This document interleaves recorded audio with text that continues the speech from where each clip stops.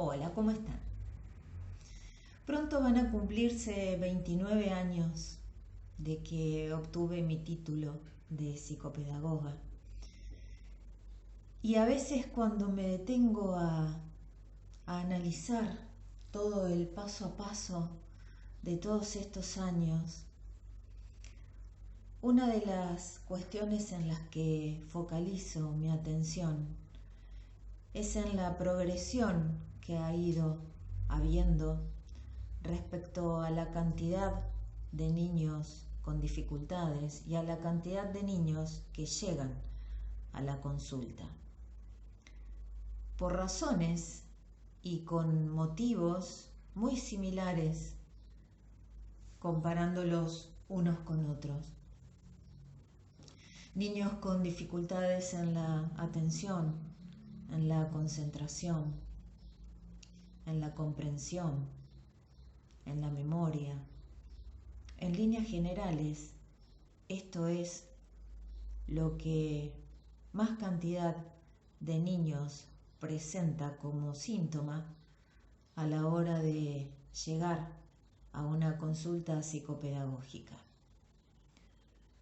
A lo largo de todos estos años he ido viendo las diferencias en cuanto a la dinámica familiar y en muchas ocasiones me he escuchado a mí misma decir, me he visto en situación de considerar que gran parte de las dificultades de nuestros hijos desde hace mucho tiempo tienen que ver con consecuencias de la modernidad y de todo aquello que hemos puesto desmesuradamente al alcance de sus manos. Hace muchos años, cuando me consultaban directamente o cuando yo me iba informando respecto a ciertas características en cuanto a la dinámica de las familias y preguntaba esto, el punto en común era que sí. Esta cuestión de ¿los chicos tienen televisor en la habitación? Sí, pero yo les diría que de cada 50 personas, 48 me decían que sí. Esos niños tenían serias dificultades a la hora de conciliar el sueño y no tenían un sueño reparador, razón por la cual al día siguiente el rendimiento en la escuela no era precisamente satisfactorio. Entonces yo explicaba a esos papás que uno de los peores errores que empezaron a cometer las familias fue la incorporación del televisor como si fuera casi un integrante de la familia, cuando un electrodoméstico no es un integrante de la familia, es un aparato eléctrico, pero al que se le dio una importancia y una injerencia en el tiempo a compartir con nuestros hijos, que de alguna manera lo terminó convirtiendo en un integrante más. ¿Por qué? Porque el común de los papás no se ha valido del uso del televisor como para compartir momentos en familia. Entonces elegimos una película, elegimos un documental y nos sentamos todos en familia a verlo. Se empezó a usar el televisor como el famoso chupete electrónico, porque entonces llegábamos a casa, nosotros estábamos cansados por nuestro trabajo, teníamos un montón de cosas que hacer en casa, entonces como tirarme de panza en el piso, armar un rompecabezas con mi hijo, proponerle un juego de mesa, tenía que ver con una participación mía de manera activa en esa propuesta y yo no tenía tiempo, estaba cansada, es más, no tenía ganas, entonces ahí depositaba a mi hijo frente al televisor, con suerte controlando lo que viera. Pero así empezó a formar parte de cada una de las familias este aparato. Después, como si eso fuera poco, lo colocaron en la habitación de los hijos. Y como si eso fuera poco también, se lo ha tenido presente en la hora de las comidas. Entonces, almorzamos y cenamos, o almorzamos o cenamos todos juntos, mamá, papá, los hijos y el televisor. Esto es histórico. Después, en los últimos años, se fueron incorporando algunos integrantes más, que no son precisamente hermanitos nuevos o algún que otro abuelo que se vino a vivir a casa, sino que fuimos agregando más aparatos eléctricos en modo parientes. Apareció la computadora, apareció la tablet, apareció el celular. Entonces, ¿qué es lo que pasa? Por ejemplo, si tenemos el televisor encendido mientras comemos, que generalmente para peor es en horario en que están dando informativos o esos programas de chismes en donde todos se pelean y es un desastre, bueno, imagínense que no es precisamente posible hacer una digestión correcta cuando uno está expuesto a ese tipo de estimulación. Sin hablar, por supuesto, de la interrupción, corte total y absoluto en la comunicación entre nosotras personas, porque generalmente estamos comiendo mirando el televisor, cuando es un momento que deberíamos aprovechar al máximo para conversar entre nosotros, porque es uno de los pocos momentos, el almuerzo y la cena, o uno de los dos, en que se logra reunir a la familia completa. Y prestamos atención al televisor. Entonces después, por ejemplo, pretendemos que nuestros hijos presten atención a aquello a lo que deben prestar atención, cuando desde el minuto cero están entrenados en la atención dividida, porque es muy poco probable que yo pueda atender directamente a una persona que me está hablando o a esta situación puntual si tengo el televisor o si de alguna manera se me puede ir la mirada, la escucha allá. Eso en los momentos en que el televisor ocupa la mesa.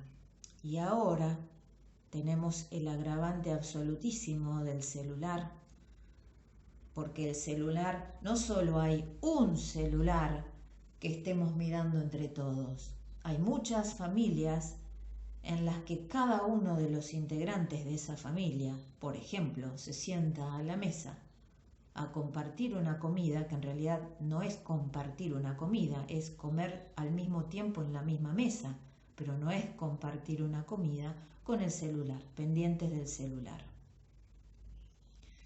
En relación al televisor, a la tablet y al celular, a la hora de acostarse,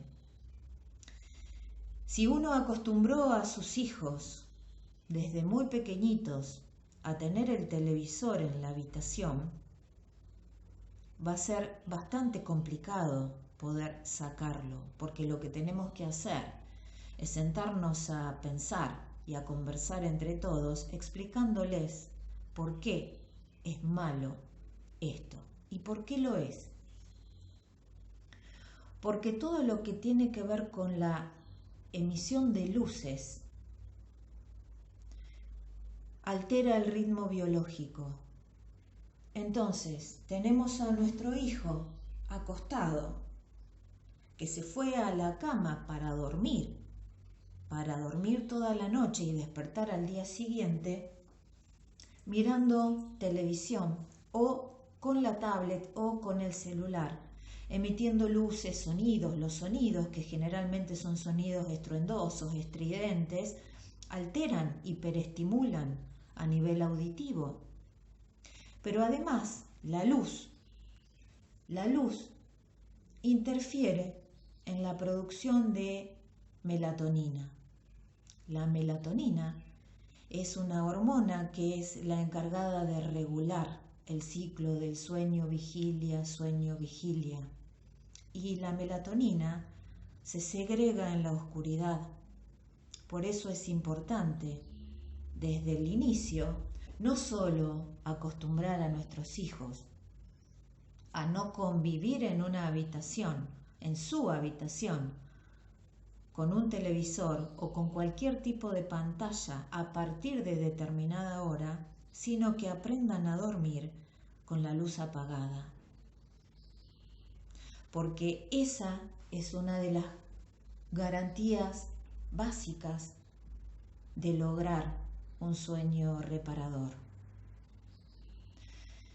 Si nosotros acostamos a nuestros hijos expuestos a esto, primero y principal, es prácticamente imposible que ellos, por sí solos, en determinado momento apaguen esa pantalla, sino que generalmente se duermen mirando televisión, se duermen con una tablet, se duermen con un celular en la mano, con ese ciclo de sueño-vigilia absolutamente alterado, porque está alterado el ritmo biológico.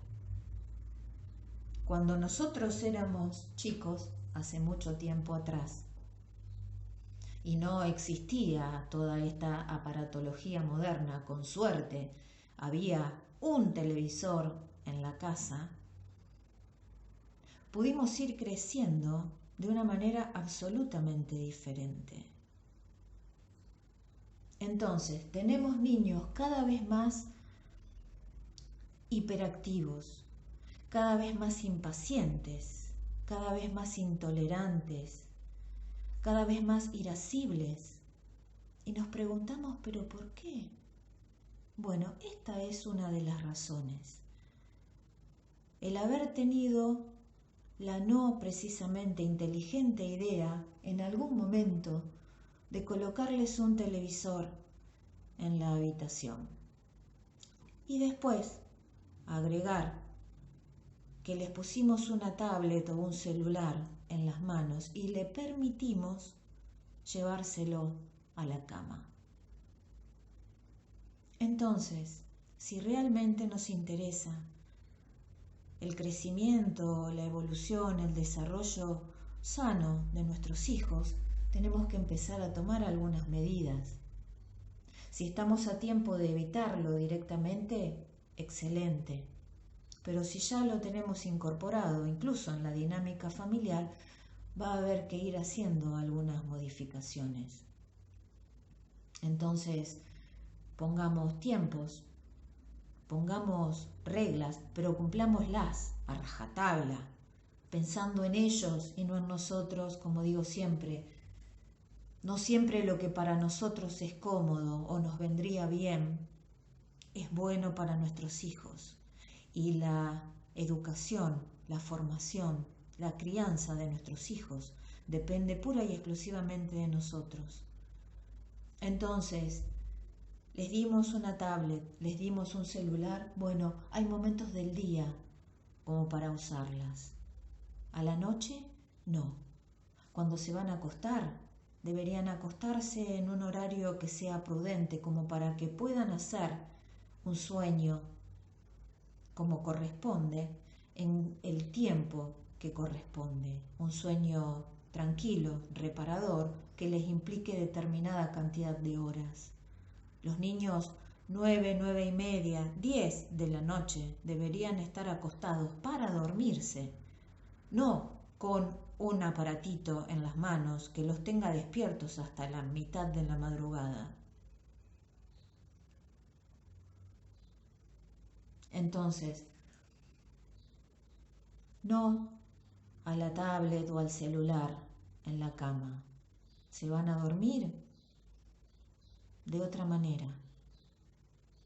No al uso del celular en las reuniones familiares. en los momentos en que coincide la familia sentada a una mesa, entrenémoslos en el diálogo, en la conversación. Empecemos nosotros, obviamente, porque es imposible que tratemos de lograr algo en nuestros hijos que no somos capaces de hacer nosotros. Entonces nosotros somos los primeros que, por ejemplo, a la hora de sentarnos a comer, debemos dejar el celular, en lo posible, en otra habitación, en otro espacio lejos. Porque si no existe la tentación de que, ay, ni bien sonó, y si no me levanto a verlo, ya estoy tenso. Y todo eso no solo altera la comunicación y la vinculación con nuestros hijos, la vinculación familiar, sino que también es ejemplo y modelo para ellos. Entonces, todo aquello que queremos lograr en nuestros hijos, tenemos que empezar, obviamente, por hacerlo nosotros primero. Vivimos en una era digital, por lo tanto es imposible que nuestros hijos no tengan acceso a la tecnología, pero somos nosotros, los adultos responsables, de dosificar el uso de esos objetos. Y tengamos en cuenta que son aparatos, no son sustitutos de seres humanos, o no deberían ser sustitutos de seres humanos, ni ser usados como integrantes de la familia. Son aparatos que deben su existencia hacernos útiles, pero no a suplantarnos a nosotros. Dosifiquemos el uso de las pantallas y hagamos porque nuestros hijos no se acuesten mirando la televisión o con la vista puesta en una pantalla de tablet o de un celular. Ale, no logro que lea. ¿Vos podés creer que no logro que lea? Tiene 8, 10, 12, 15, 17 años y no logro que lea. Ale, ¿qué puedo hacer? No sé qué hacer. No sé qué es lo que tengo que hacer. Pensar. Partamos de la base de que lo que debemos hacer es pensar. Y si queremos que ellos lean, por ejemplo, deberíamos, desde que llegaron a este mundo, acostumbrarlos a acostarse con un libro y no con un celular.